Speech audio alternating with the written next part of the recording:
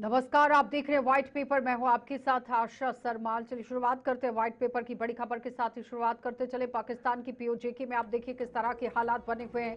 PoK में police और प्रदर्शनकारियों के बीच में झड़प हुई है और पीओके हिंसा में अब तक 30 से ज्यादा लोगों की मौत हो चुकी है। ये बड़ी अपडेट है, जहां पर आप देखिए हिंसा में अभी तक लगातार कई लोगों के मारे जाने की खबर है। विधानसभा में आरक्षित सीटों को लेकर ये पूरा बवाल बन गया।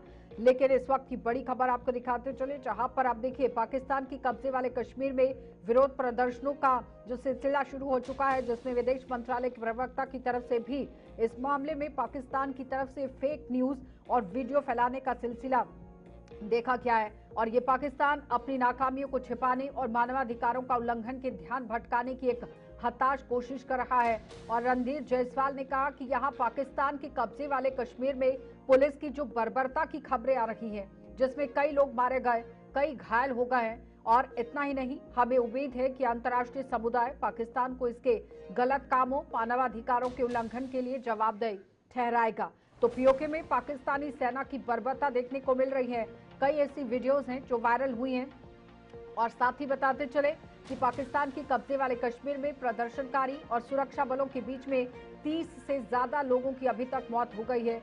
लगभग 200 लोग घायल हुए हैं। ये झड़प तब हुई जब अधिकारियों ने ज्वाइंट आवामी एक्शन कमेटी पर प्रतिबंध लगा दिया। और जैक एक प्रमुख नागरिक समाज संगठन है, जिसमें इस इलाके में आर्थिक और राजनीतिक शिकायतों को लेकर विरोध प्रदर्शनों का नेतृत्व किया। अब यहाँ पर आप देखिए जो इतना बड़ा बवाल मचा हुआ है। कहा जा रहा था कि आवामी एक्शन कमेटी के प्रदर्शनकारी एक अस्पताल की मॉर्चरी के बाहर जमा हुए थे और वहां पर उस ग्रुप के एक सदस्य का शव लाया गया था, जिसकी मौत पुलिस की गोलाबारी में हुई थी। जब सुरक्षा बलों ने प्रदर्शनकारियों को तितर-बितर करने की कोशिश की है, ये पुलिस कह रही है कि जब कोशिश की तो समूह के कार्यकर्ताओं ने उन पर हमला करने के लिए ऑटोमेटिक राइफल, पेट्रोल बम, अन्य हथियारों का इस्तेमाल कर दिया।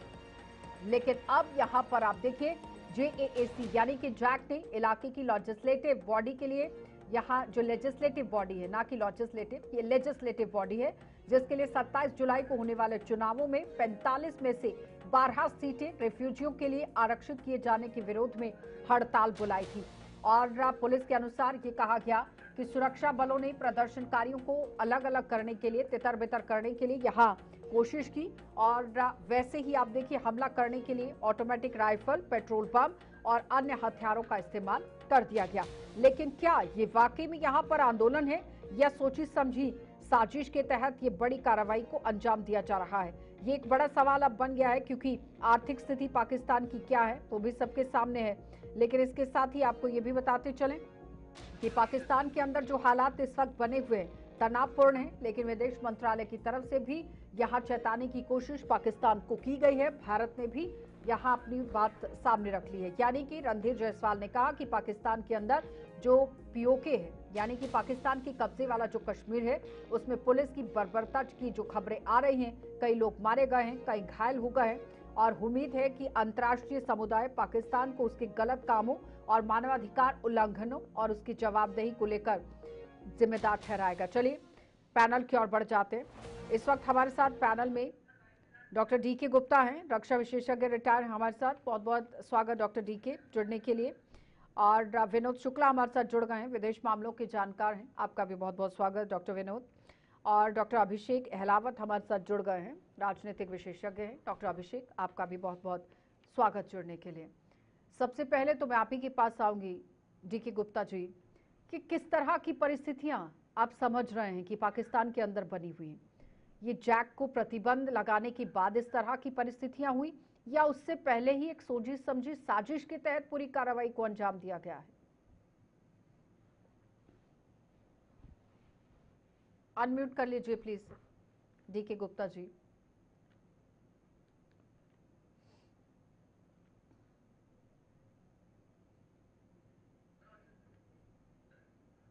बोलिए। आपको आवाज आ रही है? हाँ, अभी आ रही है, बोलिए। जी। देखिए, पाकिस्तान के अंदर जो सोशल कॉन्ट्रैक्ट है, हम्म। सोशल कॉन्ट्रैक्ट क्या है कि सरकार जो चुनी जाती है, चाहे वो हमारे यहाँ प्रधानमंत्री मोदी की हो, चाहे वो विश्वनाथ प्रताप सिंह की रही हो, चाहे राजीव गांधी की रही हो, और जनता में जब सोशल कॉन्ट्रैक्ट स्ट्रांग होता है तो वहां पे आप उन हर देशों में जहां पे सरकार और जनता के बीच में कहीं के एक तार जुड़े हुए हैं, और एक दूसरे को लगता है कि नहीं एक दूसरे का केयर कर रहे हैं, वहां पे घटनाएं नहीं हुई। लेकिन आप देखेंगे तो ये सारी घटनाएं केवल पाकिस्तान में नहीं, बहुत सारे अफ्रीकन कंट्रीज में होती हैं। आप बहुत सारे आप जो नॉर्थ साउथ अमेरिका के देश हैं वहां पे होती हैं। क्यों? क्योंकि वहां पे कहीं ना कहीं डेमोक्रेसी जो चरमराई हुई है, वहां पे एक दूसरे की छीना झपटी सी लगी हुई है।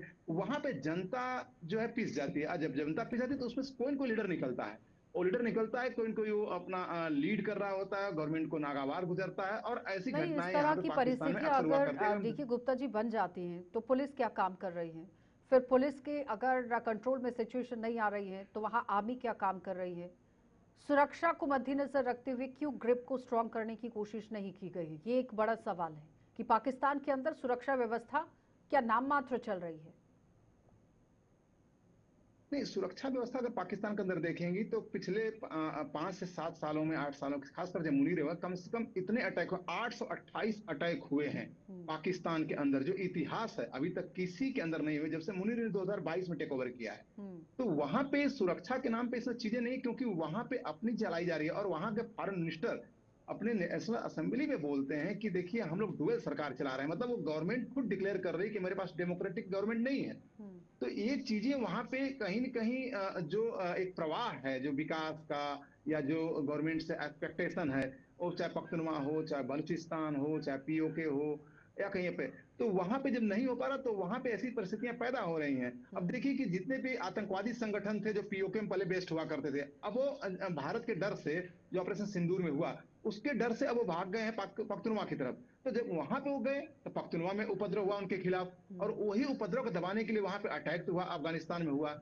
अब बलूचिस्तान का देखिए, बलूचिस्तान पे जो घटनाएं हैं, वो अमेरिका जो है बलूचिस्तान को संवार के रखना चाहता है अपने देश ठीक में। है उसने बलूचिस्तान का जो बीएलए है उसको उसने प्रतिबंधित घोषित डॉक्टर किया, अभिषेक। लेकिन बलूचिस्तान के अंदर उसने उसको जो नहीं किया। तो इस तरह से जो है वहां की जनता में कहीं न कहीं वापोक स्थिति है, जो कि एक ऐसे घटनाओं की परिणति बनती है। जी। ठीक है डॉक्टर अभिषेक, जो ये कहा जा रहा है कि 27 जुलाई को होने वाले चुनावों में 45 में से 12 सीटें रिफ्यूजियों के लिए आरक्षित किए जाने के विरोध पर हड़ताल बुलाई गई थी, जिसके बाद यहाँ पर इन्हें अलग अलग करने के लिए अब कुछ बल का प्रयोग किया गया।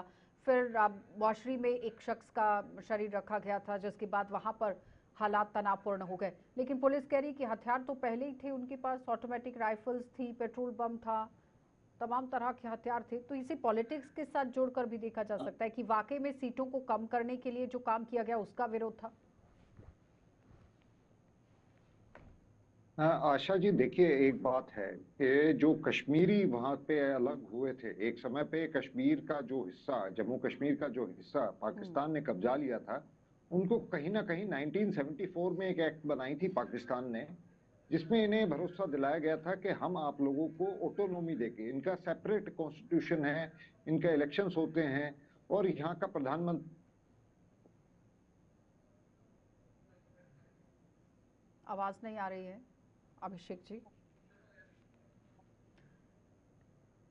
विनोद जी, अब सवाल आ जाता है कि रणदीप जायसवाल कह रहे हैं कि पाकिस्तान की कब्जे वाला जो कश्मीर है वहां से ऐसी खबरें आ रही हैं, कुछ लोगों के घायल होने की खबरें होगा, हैं, धीरे धीरे समझ मानवाधिकार में का आने सीधा। लगा। हाँ बोलिए बोलिए अभिषेक जी, कीजिए पूरी बात अपनी। जी, जैसे धीरे धीरे वहां के लोगों को ये समझ में आने लगा कि वहां की जितने भी लोग जो प्राइम मिनिस्टर को वहां के चूज करते हैं वो नॉमिनेटेड बाय इस्लामाबाद या पाकिस्तान आर्मी, आप समझ लीजिए पाकिस्तान आर्मी जिसको नॉमिनेट कर देती है वहां पे प्रधानमंत्री बन जाता है।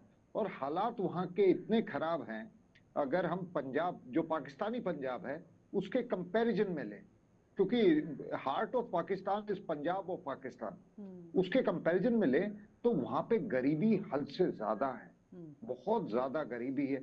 और अगर भारत के कश्मीर से हम उनका कंपैरिजन करें तो हमारे यहाँ से तिगना रेट वहां पे आटे का है। हमारे यहाँ तो 80 करोड़ लोग फ्री का अनाज ले रहे हैं, फ्री का आटा ले रहे हैं, वहां पे हमारे देश के मुकाबले तिगना रेट देना पड़ रहा है कश्मीरियों को। तो उन्हें कहीं ना कहीं ये दिखाई दे रहा है कि किसके साथ रह के फायदा था। ये जो इंडिपेंडेंस का सपना उन्होंने सोचा था कि पाकिस्तान के साथ रह के हमें मिल जाएगा, वो कहीं ना कहीं उनका सपना टूट रहा है। टूट रहा है क्या, टूट गया है।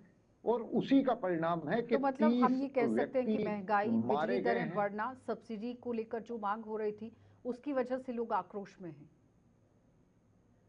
और जो जो लोग वहां पे बसाए जा रहे हैं, कश्मीरियों को, वहां के लोगों को विस्थापित किया जा रहा है। और पंजाब से वहां पे लोग आ रहे हैं, पश्तूनख्वा से वहां पे लोग आ रहे हैं। ये जो 12 सीटें रिजर्व थी रिफ्यूजीज के लिए, ये कश्मीरियों को ना देके बाहर के लोगों को दी जा रही है। तो कश्मीरी इससे खफा है, होना भी चाहिए। डेमोक्रेसी में इस तरीके का चलन पूरी दुनिया में हमने कहीं नहीं देखा, क्योंकि वहां पे डेमोक्रेसी है ही नहीं। ये एक छलावा है, एक सपना दिखाया जाता है ठीक है। पाकिस्तान के लोगों को कि हमारे यहाँ डेमोक्रेसी है। पता विनोद नहीं जी। कितने लोग इस पे विश्वास रखते हैं, पर हकीकत ये है कि ओन्स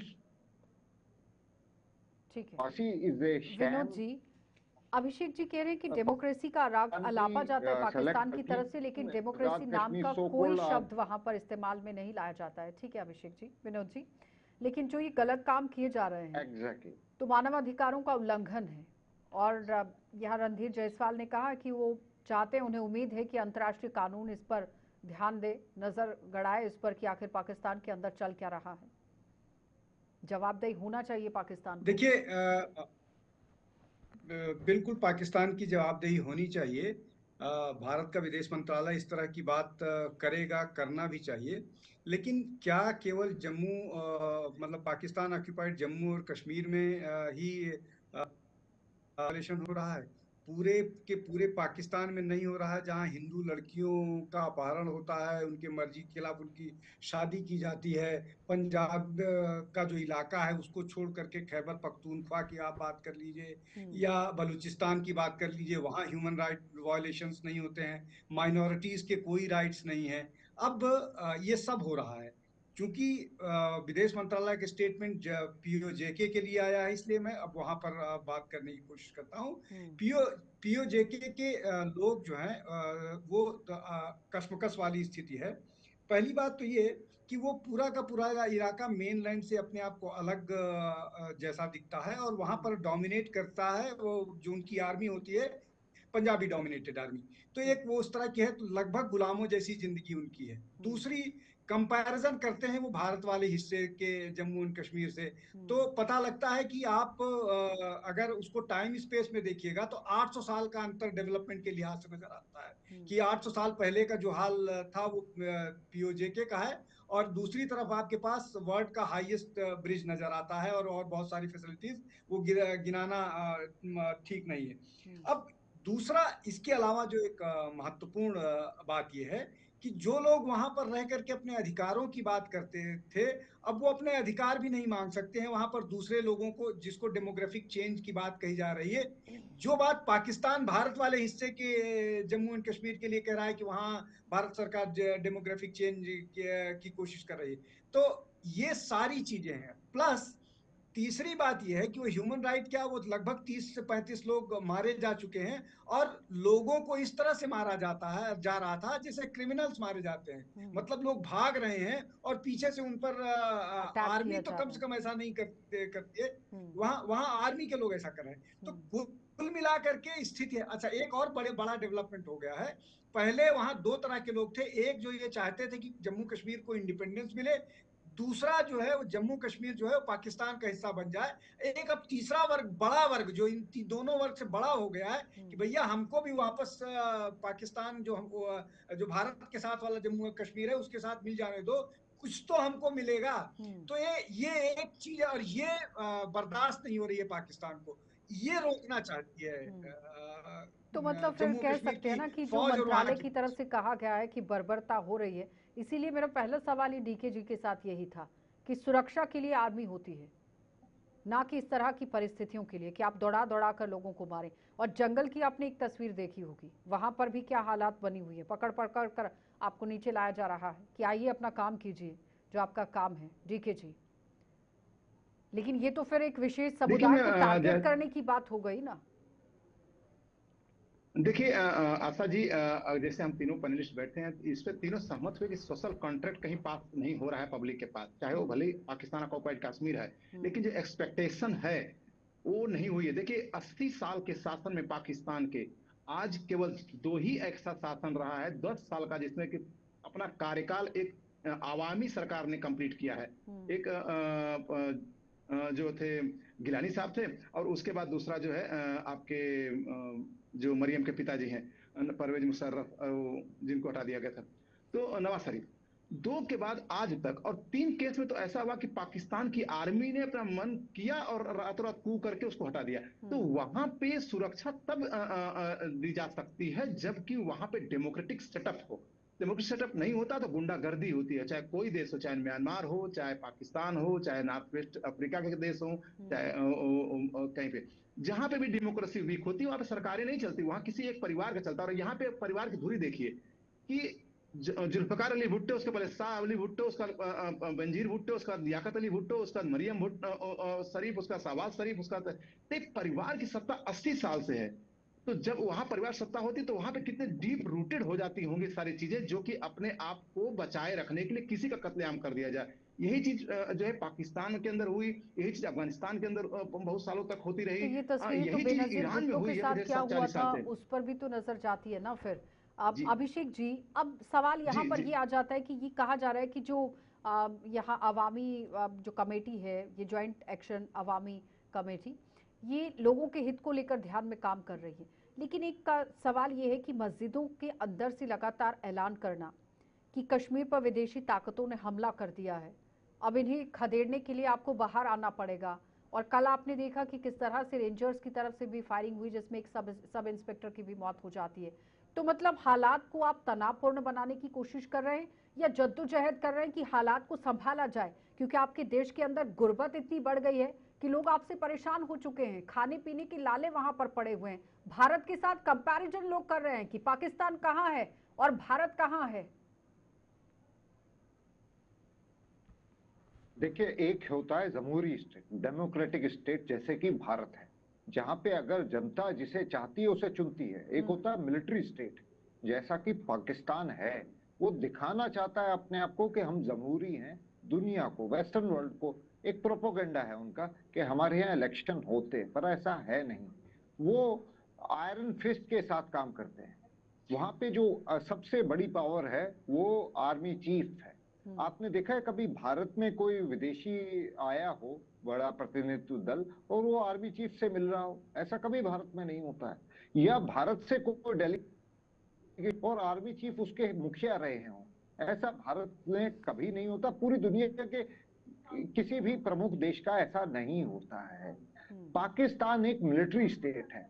उनको एक ही बात समझ में आती है कि कोई समस्या उभरी तो हथौड़ा लीजिए और उस पे हथौड़ा मारिए, लोगों को मारने पीटने। उन्होंने बलोचों के साथ यही किया है, पख्तूनख्वा में पठानों के साथ वो यही कर रहे हैं, और यहाँ गिलगित बल्तिस्तान और कश्मीर जो उनके पास कब्जे में है, उनके साथ भी वो यही करेंगे।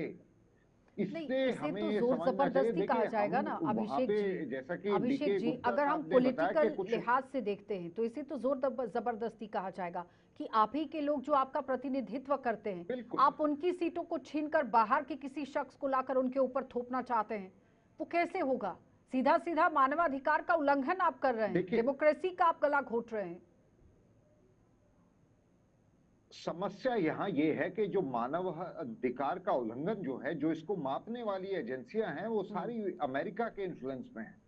अमेरिका अगर उन्हें कहता है कि भारत में मानव अधिकार उल्लंघन हो रहे हैं, तो वो भारत को रैंकिंग में मानव अधिकार की नीचे कर देते, पाकिस्तान को ऊपर कर देते। ये सब चीजों को भारत को चाहिए कि इसे और ज्यादा पब्लिसाइज करने के लिए मीडियम्स तैयार करे। जो हमारा मीडिया है, इसके ऊपर भारत सरकार को इन्वेस्ट करने की आवश्यकता है, जैसे चाइना करता है।